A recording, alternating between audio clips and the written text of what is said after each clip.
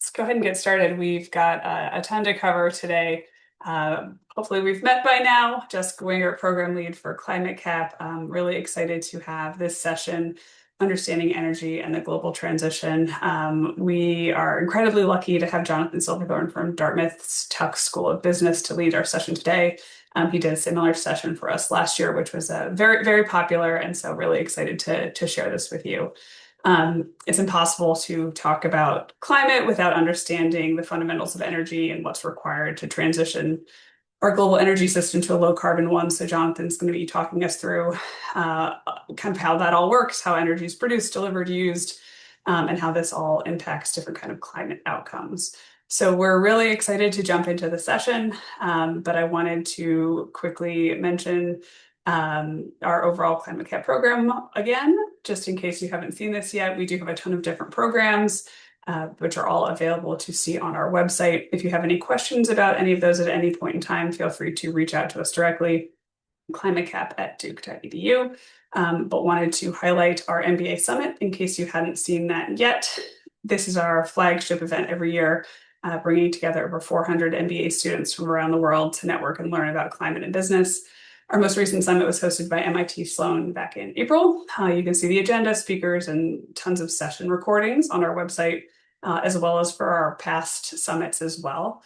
And we're really excited and looking forward to the 2027 summit, which is going to be hosted by Ford and Gabelli in New York City this coming February 5th and 6th.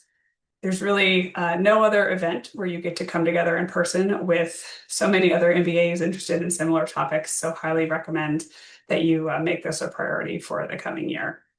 We'll share everything about the summit through our mailing list, including ticketing, which they tend to sell out really quickly, so be on the lookout for those kind of in the early fall. We'll also have agenda, speakers, and program information in the coming months. Lastly, before I turn it over to Jonathan, I want to thank our sponsors who have made ClimateCATALYST possible. You can learn more about all these organizations and their climate work through our website. But to the reason you're here today, and that's to talk about the energy transition.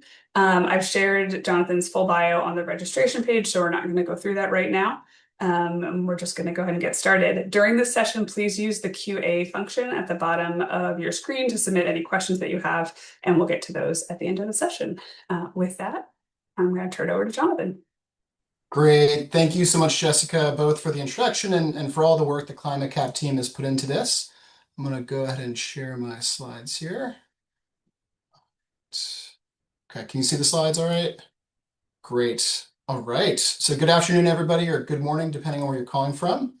So Jessica introduced the topic, and it's a really big, multifaceted topic to cover in 35 or 40 minutes. Plus, I imagine there's a wide range of backgrounds on the call today.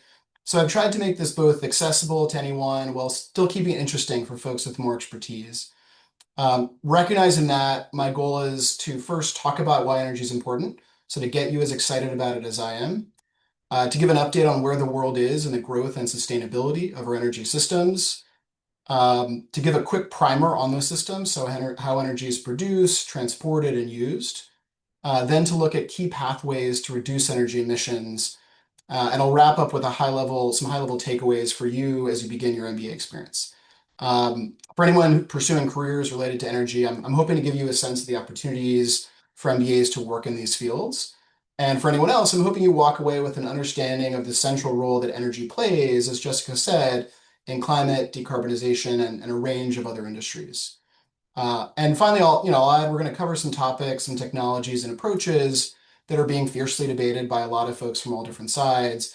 And my goal isn't necessarily to endorse one approach over the other, but first to make sure you're familiar with current systems and the data. Second, to highlight some of the key trends and debates in the space so that you have the tools to dive deeper over the next couple of years and form your own views. Because there are some hard questions and there's some real trade-offs involved as well. All right, so why energy? Why should we care? So to frame the session, I'll take a quick look at the climate, the economic, and social impact of energy, on why it's important. Since this is a climate-focused program, we'll start with sustainability, and you can slice and dice the emissions data in different ways. But however you look at it, energy production and use is a huge piece of the climate puzzle. So this first graph is from the UN's IPCC, the Intergovernmental Panel on Climate Change, their sixth assessment of climate science from 2022, which is their latest to provide this data. And their assessment is that emissions from global energy systems are about 35% of global emissions as of 2022. And that number is mainly from heat and electricity, fugitive emissions from coal mining, gas and oil, along with petroleum refining, and then some other smaller emissions as well. But you can also take an even wider aperture and look at emissions from using that energy as well as creating it. So, for example, emissions from fossil fuel combustion in cars or in industries. And by some sources, that's over 3/4 of total global carbon emissions or GHG emissions. So the chart here uses data from Climate Watch, which is an open data platform managed by the World Resources Institute. So really, really big piece of the puzzle, literally. And finally, we're focused on climate, but there are many other broader environmental concerns tied to energy use, like land use and habitat protection, air quality, water quality, and more. Second, there's a lot of money and energy, and you can slice this in different ways again. In the US in 2024, the US government's Energy Information Administration, or EIA, estimated that total energy expenditures were over 1.5 trillion. That's around 5% of US national GDP. I haven't seen good numbers on the global expenditures of energy, but if you look at new investments alone in things like infrastructure and technology, the IEA, or the International Energy Agency, forecasts that activity will be around $3.4 trillion this year, with almost 2/3 going to low carbon technologies and systems, and about 1/3 in fossil fuels. And by all accounts, if we want to meaningfully reduce emissions or reach net zero, we're going to need to scale those investments by multiples. So really huge amounts of money flowing into this field and needed in the field.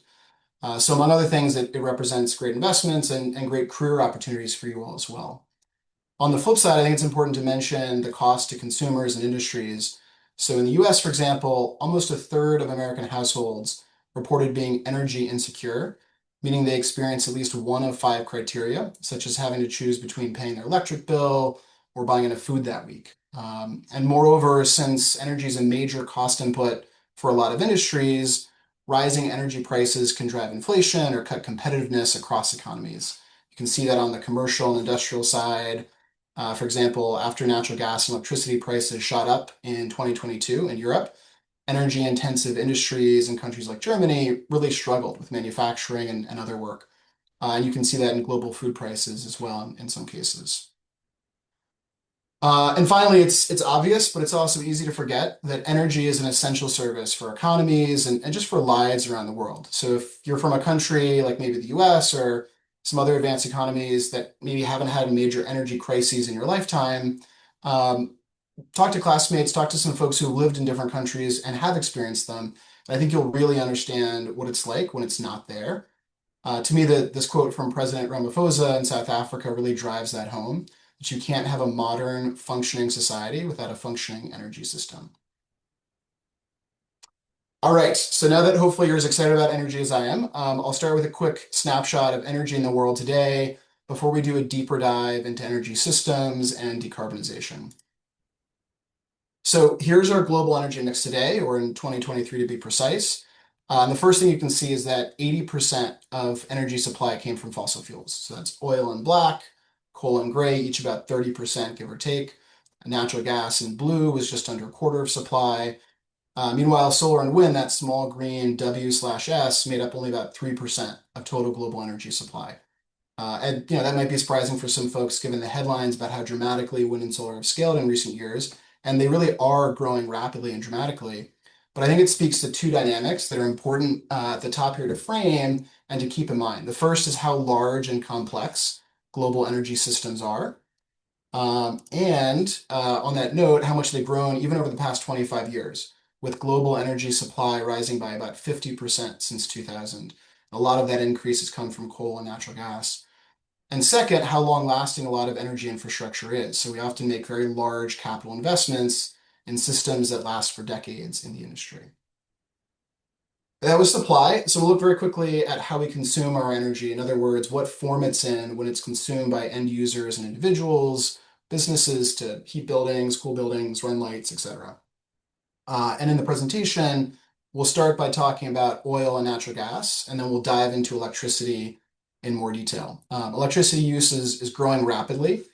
as we'll see, and it's understandably getting a lot of attention. It's also my primary focus, my background before Tuck, and one of the things I focus on at Tuck as well. But it's important to quantify it in today's context, which is that electricity still only accounts for a little over a fifth of global energy consumption. And the last trend I want to highlight quickly is trends in energy emissions. So the IPCC, the UN's advisory body on climate change, looks really closely at this.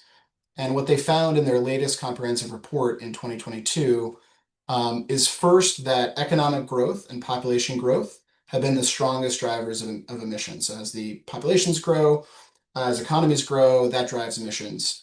That's begun to decouple a bit since 2015, which is, I think, an exciting development, but there is still a relationship. Second, economies have become more energy efficient, so they require less energy per unit of GDP.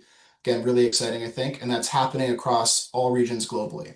But that offset in energy efficiency, that increase in energy efficiency is offset partly by some big increases in GDP per capita in many countries around the world. So really an ongoing challenge nonetheless.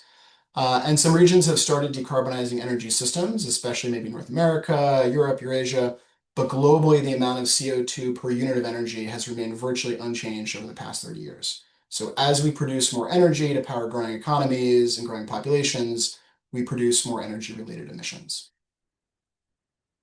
All right, with that high-level overview, let's dive into two main parts of the session, which is first a quick intro to energy systems, and then a high-level overview of how we can decarbonize those systems. On the system side, we'll talk for a couple minutes on oil and gas, and then dive a bit deeper into electricity. There are some systems we won't cover, but oil, gas, electricity make up about 3/4 of global consumption today. So we'll hit on sort of the big three in that sense. All right. If you want to understand energy and climate, you have to understand fossil fuel production and consumption, starting with oil and gas, which make up about half of the world's energy supply and over 40% of total global GHG emissions worldwide, when you look at both production and consumption. And since it's the single largest source of energy supply in the world, we'll start with oil. Modern oil drilling began around 1850s and grew dramatically with the advent of internal combustion engines. And today, most oil is still used in transportation, about 57%, along with being used heavily in industry. And I think as we're being reminded of today in 2026, oil is a global market. So when you think about oil, you might think about barrels, tankers, pipelines. That's because oil is relatively easy to transport and store, and that's allowed it to become a global commodity. So essentially, oil markets are global as a global auction. OPEC has some pricing power, but ultimately the price of crude oil is set by thousands of transactions unfolding across the globe. Very briefly, in terms of contracts, oil is sold either in futures markets or in spot markets. And in terms of production, it's grown meaningfully in recent decades. It's up over 20% from 2000, with US oil production, which more than doubled over that time, a major part of that increase. All right, a quick look at an overview of the natural gas industry, which shares a lot in common with oil, particularly on the production side. In fact, a lot of natural gas is produced as a byproduct of oil production. But a key difference between oil and gas is how it's transported and stored. The main use for natural gas is electricity, heating, cooking, and some industrial processes. And because of its properties and its economics, you can argue that gas is both a competitor and an enabler of intermittent renewable resources like solar and wind. It's a competitor in the power sector in the sense that utilities and electricity markets are often evaluating which is cheaper and then buying or building pretty expensive infrastructure based on that analysis. That's certainly true in markets like the US, where gas is relatively affordable. And it's an enabler because it can provide flexible power generation to smooth out wind and solar, so kick in when the wind dies down, for example. Where oil is sold as a liquid, natural gas is in a gaseous state usually, which is much harder and more expensive to transport and store, and that has a big impact on the gas industry. The vast majority of long-distance transport for gas is by pipeline, which is expensive and it's time-consuming to build. So while natural gas supply is also both sold in the futures markets and spot markets, traditionally you have a lot of long-term supply contracts to help finance those pipelines. Basically, companies want to know that they'll recoup the cost of building out gas infrastructure through future sales. And because it's hard to transport, it's more of a local or regional commodity than a global one. Prices are fixed to specific geographic hubs, and those prices can vary widely by location. That's beginning to change a bit as LNG or liquefied natural gas companies and infrastructure grow. So it's becoming easier for gas produced in the US to be shipped to Europe, for example, where gas prices are usually higher. And you can see production is way up from 2000, driven by the increased use of hydraulic fracturing or fracking, particularly with strong growth in the US. There's a lot in these industries, so we're kind of flying through it, but I want to give you a little bit of an overview so you're familiar with some of the dynamics that shape the energy industry and systems. And in the interest of time, I'm not going to go too much deeper, but I think you should at least know the terms upstream, which is exploration or identifying new wells and production, midstream, which is transportation, so along with some processing, and then downstream, which is refining and selling those products to the customer ultimately. So for the first time 3 years ago, the 2023 UN Climate Change Conference in Dubai called for a global effort to, quote, transition, let me get this quote up here, transition away from fossil fuels and energy systems in a just, orderly, and equitable manner, with over 200 governments around the world signing off. It was a major announcement, and it spurred a lot of debate around, first, whether it should happen at all, and second, if and when it will happen. And the short answer is it depends on who you ask. So, for example, OPEC is pretty sure it's not happening. And the key arguments from those who don't think it'll, will transition away from oil and gas anytime soon include cost. So they'll argue that fossil fuels are much more affordable than the alternative in many cases. They'll talk about the utility, so that oil and gas are easier to store than electricity, and that they're more energy dense, so that allows their use in certain transportation uses and high heat industrial processes and other things they argue electricity isn't a good substitute for. And third, that there are pathways to reduce emissions within the industry without needing to transition away from fossil fuels entirely. Um, in terms of who's right, that chapter's unwritten, and I'll let you formulate your own conclusions. Here's what we are seeing as of today, though. Oil appears to be beginning to plateau, particularly as EV sales significantly in some countries, especially China and to some extent the US and Europe. And so, for example, ExxonMobil's latest global forecast a few months ago expects oil demand to plateau after 2030. And the growth of EVs really is extraordinary. In 2020, EVs represented less than 5% of new cars sold globally. And just 5 years later, that number is over a quarter of new car sales. So really remarkable numbers in a very small amount of time. But oil has a variety of uses, and whether overall production drops and how quickly and by how much it is an open question. On the flip side, natural gas production and demand is not slowing. It's still growing rapidly, and there are reasons to expect that to continue, at least in the near term. Both on the next slide and later, we'll talk about growing demand for electricity. And as that demand grows, countries will scramble to add as much generation capacity as they can, including where economical natural gas. Okay, so I know it's a lot to cover, but we'll move on to electricity for the other key system we're going to focus on today. And I'll say, by the way, usually I like to make these as interactive as possible and take a lot of questions, but since we're covering kind of a lot of content in 30, 40 minutes, as Jessica said, we'll save the questions for the end. So over the past 50 years, electricity's share of final energy consumption has grown far faster than any other form of energy. So we're using more coal, more oil, more biofuels in absolute terms, but their share of global energy, the percentage, has fallen meaningfully. Natural gas share has also risen, but by a much smaller percentage than electricity. And that and forecasts for much more growth in the future has led the IEA, the international body, to declare that we're entering the age of electricity. So they had a bold report in 2025 heralding the dawn of this new age, using their words, and continue to see it unfolding in their latest report a few months ago. All right, electricity is a very different form of energy than oil or gas, and that physical difference shapes the systems, the industry, the decarbonization options significantly. So first, this is really important, supply has to meet demand exactly and at all times. That means that the amount of energy power plants are putting into the grid has to precisely match the amount of power that millions of users are consuming at that exact moment. There's a small margin for error, but basically if supply and demand don't match every hour of every day, every minute of every day, then you run into some major problems like blackouts or damage to equipment. And that's particularly hard to do right now because we have limited options to store meaningful amounts of electricity. It's beginning to change as we're deploying a lot of lithium-ion batteries. There's some other grid storage technologies. There's a lot of innovation in the storage space, but we're not there yet. And finally, how do we generate electricity? This is very, very high level, but basically we have two main options, either solar PV cells or a turbine.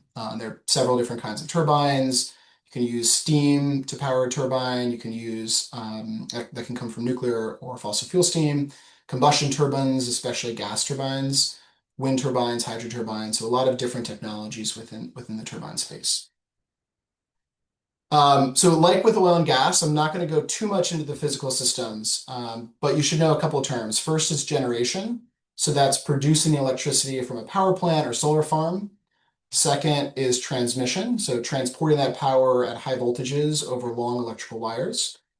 And third is distribution, so that electricity is then reduced to a lower voltage, so it can be safely sent into homes and businesses.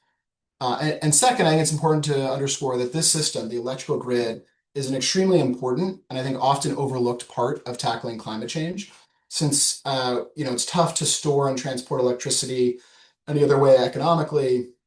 There's no value in producing it unless you have a way to move it where it needs to go. And the grid's constraints are a challenge for all new power plants that you want to build, regardless of whether they're low carbon or not, but it's particularly a problem for renewables. You can build a gas or coal plant near a large urban area where there's demand for that electricity, or near a large data center, and you don't have to send that electricity too far, but it can be hard or impossible to do that with a very large wind farm or solar farm. Usually those are often in more remote areas, and the power needs to be sent long distances across transmission lines. So most of what I've talked about so far applies to energy systems around the world. I'm going to focus on the US for just a couple minutes, and specifically the way the electricity utilities and industry players are structured here. About 3/4 of Americans get their power from what's called an investor-owned utility, which could be a publicly traded company or privately owned. There are also municipally owned utilities, often in cities, or cooperative utilities, especially in rural areas. But the vast majority of folks get their power from investor-owned utilities. Historically, regulators and economists thought of utilities as natural monopolies. So the idea is that in certain industries, it's much less expensive for one firm to serve the whole market than to have multiple firms competing over it. And electricity has traditionally been considered one of those industries. And it made some sense historically. So for older types of generation, like very large coal plants and coal turbines, the larger the plant, the more efficient it is. So generation was traditionally considered a natural monopoly, producing that power in power plants. And then in terms of transmission and distribution, I think it's pretty obvious in terms of grid infrastructure. It would be really expensive and kind of disruptive and kind of ugly to have 5 power companies in your city, each with lines crisscrossing all over town, trying to compete to sell you power. The fact that they're often considered and often regulated as monopolies is really important because monopolies can dramatically increase prices if there's no competition. So those natural monopolies are often heavily regulated everywhere in the world that they exist. So in the US, for example, when a regulated utility wants to build new power lines or a new power plant, they have to get sign off from government regulators. They have to justify that decision. Same when they want to raise the price of electricity, they have to justify why they need to raise it. And this model is how electrical poles and wires are treated across the US, so transmission and distribution and most of the world. The generation side, though, sort of the power plant side, has changed in some places. Beginning in the 70s and 80s in the US, new power plant technology challenged the idea that bigger plants were always better, which in turn threatened the idea that generating power is a natural monopoly. So taking a very long story and making it short, about half the US uses the old model, where electric utilities are vertically integrated, sort of owning that entire value chain. And the other half of states kept monopoly utilities for the electrical grid, but require that power generation is a competitive marketplace. Those states are mostly New England, New York, Mid-Atlantic, parts of the Midwest, Texas, and California. In the interest of time, I'm not going to go through how these markets function, but it's essentially an auction with multiple power plants bidding in and multiple consumers bidding to buy that power, facilitated through what's called an ISO or independent system operator.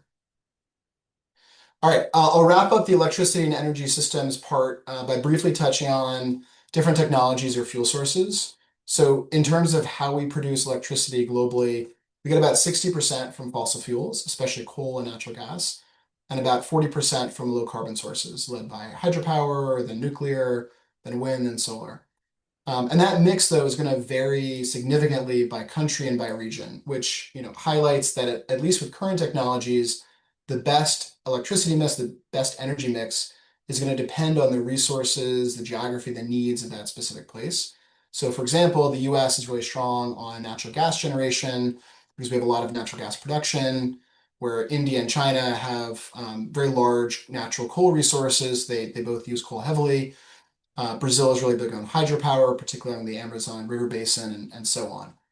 And then the chart on the right shows the life cycle emissions by technology. And you can see that the coal is very high, natural gas is about half as emissions intensive as coal, and then most other sources of power in a major sense are very low emissions.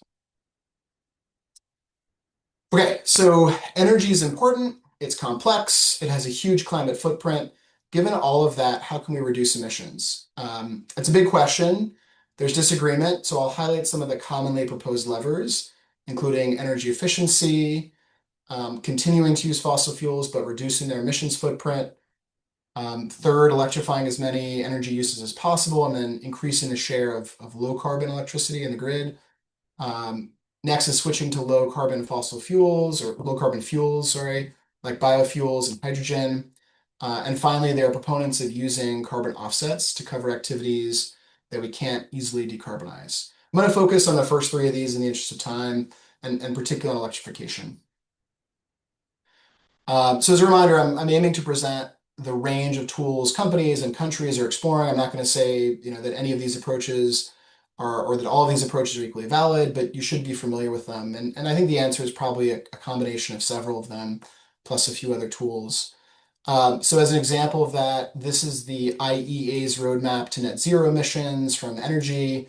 The percentages here refer to what percent of emissions reductions they expect as a pathway, a specific pathway to provide of the global total. So for example, they expect solar and wind to account for 25% of all cumulative emissions reductions globally to help reach net zero if we go down that pathway.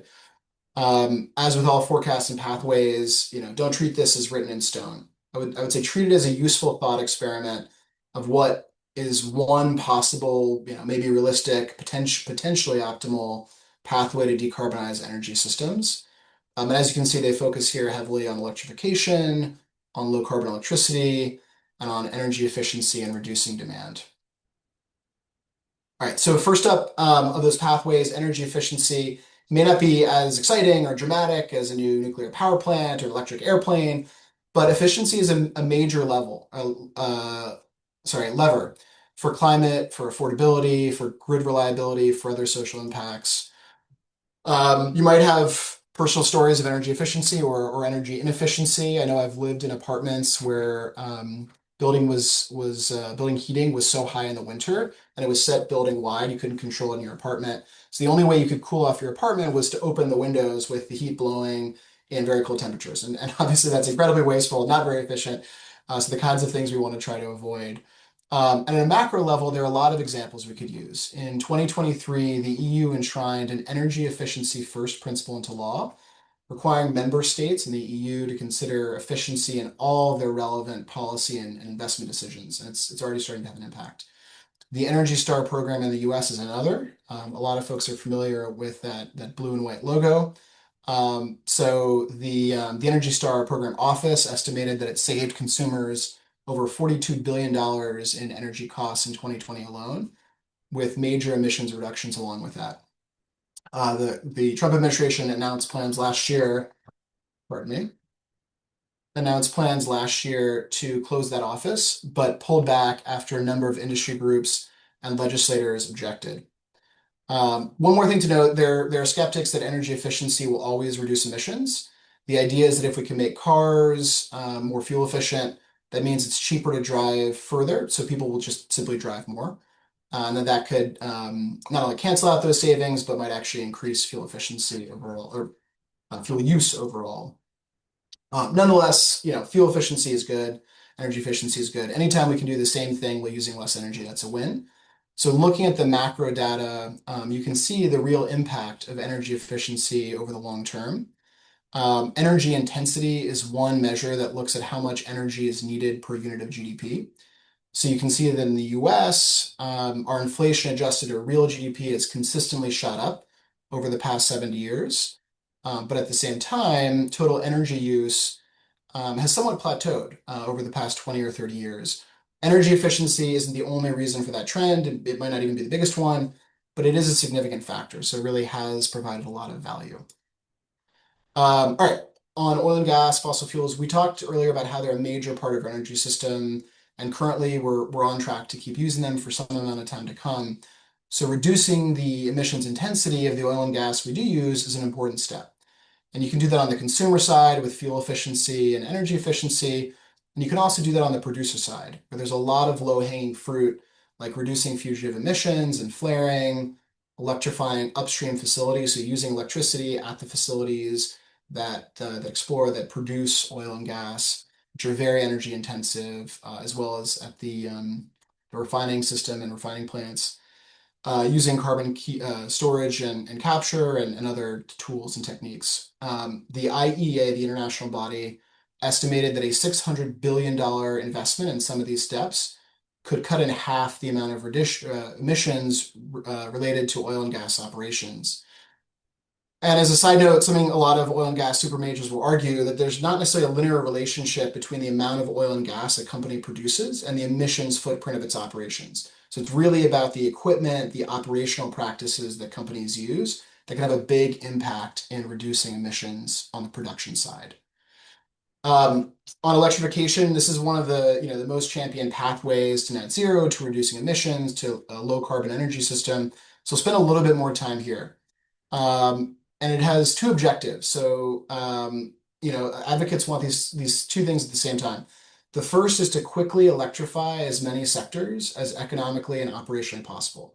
So including things like swapping internal combustion engine vehicles with electric vehicles, gas stoves with electric stoves, oil and gas heating with heat pumps.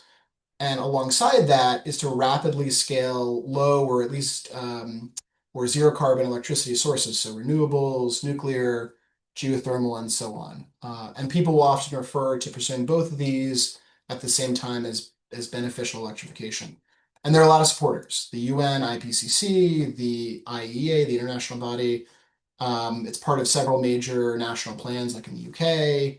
In the US, there's a Congressional Electrification Caucus and a book by Saul Griffith. It's really a manifesto for electrifying everything. And in terms of why they support electrification as a pathway to low carbon or zero carbon energy systems, we'll talk about the fact that first, the system already exists. It's widely used, it's widely available. And second, we have commercially viable low carbon electricity sources like wind, solar, and nuclear. On the first point, that it's widely used and available, electricity access is still a major challenge in a lot of parts of sub-Saharan Africa. But outside of that, with only a few exceptions, the vast majority of people in the world have access to electricity. And I want to highlight that this is relatively new.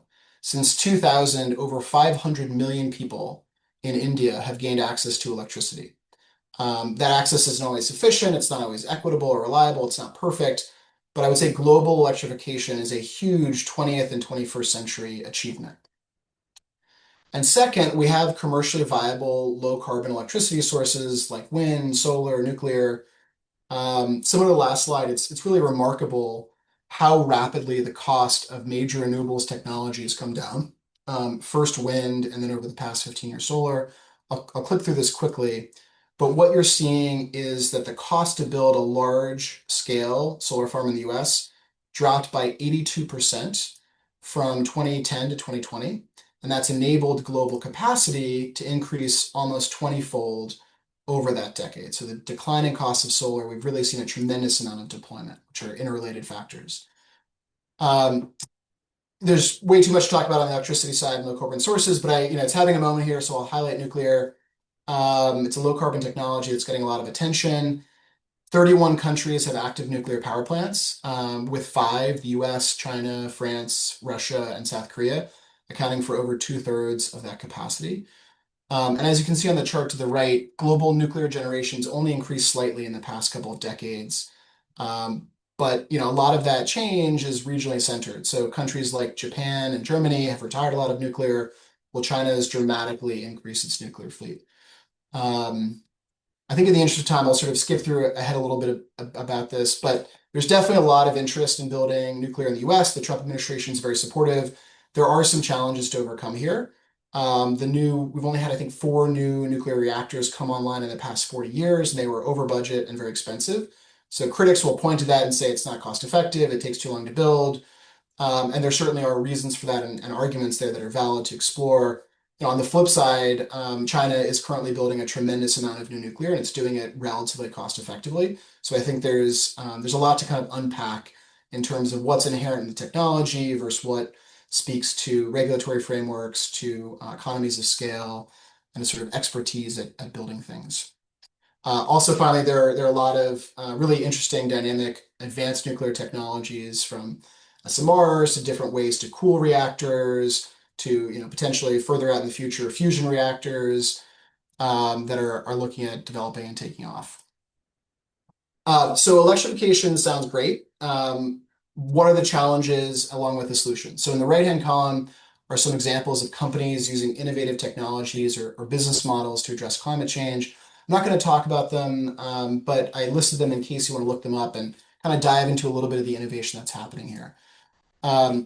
And in terms of challenges, it's going to be a little different in each region. So these are from a US perspective, but a lot of them apply more broadly around the world. The first is that the grid is a major constraint. A lot of the infrastructure here in the US for our grid was built in the 60s and 70s, and so it's approaching the end of its useful life. The grid was also built around a model where you had a few very large power plants, so it wasn't built for the proliferation of medium or very large solar and wind farms that we're seeing. In terms of solutions to that, and again, these each could be the subject of their own talk. You can build new grid infrastructure, new transmission lines, for example. You can upgrade existing infrastructure, replace it with more modern technologies. And there are smart solutions, there are grid enhancing technologies that enable us to get more out of our current grid, and a lot of companies doing interesting work in that space. Second, obviously the wind only generates when the wind is blowing, and solar when there's enough solar radiation. So that's a challenge. Solutions include increasing storage, energy storage on the grid, and in particular, we need long duration storage to unlock the potential of renewables. Plus forms of energy like geothermal that can unlock baseload electricity. Third, and this is a big one, is public opposition in some places to new wind, to new solar, new nuclear, really any form of large infrastructure, there's often opposition. And that's always existed, but it's growing in the US. And it's a big challenge for renewable projects, it's a big challenge for transmission lines. Solutions here are more complex, but I would say developing projects in such a way that there's more of an upside for the communities that host them and addressing some of the concerns of those communities is really important. And fourth is capital intensity. So wind and solar projects are expensive to build, but the fuel costs, wind and solar, are free. And that's in comparison to gas and coal plants that are less expensive to build, but spend a lot on fuel. So given that renewable projects are often really exposed to interest rates, like high interest rates we have today, and that's particularly a challenge in other parts of the world too, in developing parts of the world. All right, I think we're almost at time, so I'll try to wrap this up quickly here. If you remember back on the first slide, why energy? We talked about 3 things: climate, cost, and the critical nature of energy to society. So you might be coming to the space out of concern for climate change or because of the investment opportunities, but I'd say really thinking about all 3 legs of that stool are essential: affordable, reliable, sustainable energy. Second, systems thinking is a powerful tool for understanding energy. So for example, if you want to see more wind or solar projects, that means upgrading the grid. It means engaging effectively with those communities. It means better supply chains, new technology, training the labor force. So really thinking in terms of a systems approach is really important. And then finally, in terms of decarbonizing, in order to decarbonize our energy systems, we need speed, we need scale, we need innovation, and we need support from communities, from investors, from policymakers. And lastly here, to wrap up, what does it mean for, what does all this mean for those of you who are looking at careers in the energy field? I'd say first, it's an incredibly exciting and important time. Almost weekly, we're seeing new technology breakthroughs, big investments, financing commitments. So it's really a great moment to break into this space. Second, like I think with any industry, I would spend some time thinking through where you fit in the energy ecosystem, all the way from really small, innovative startups that are high risk, high reward, to really established electric utility companies that are heavily regulated. They're very big ships. They may be slow to move, but when you move them, they have a huge impact. So thinking through that, and part of that is thinking through the background and skills you have and how you can build on those skills and fill in gaps over the time you're in graduate school. And third, in terms of the companies you apply to, advice is the same as any field. What kind of company culture do you enjoy? What's your risk tolerance? All right, I think we're at time. So thank you for bearing with me. I know there's a lot to get through, and we've got a couple minutes for questions. So I'll turn it back to you, Jessica.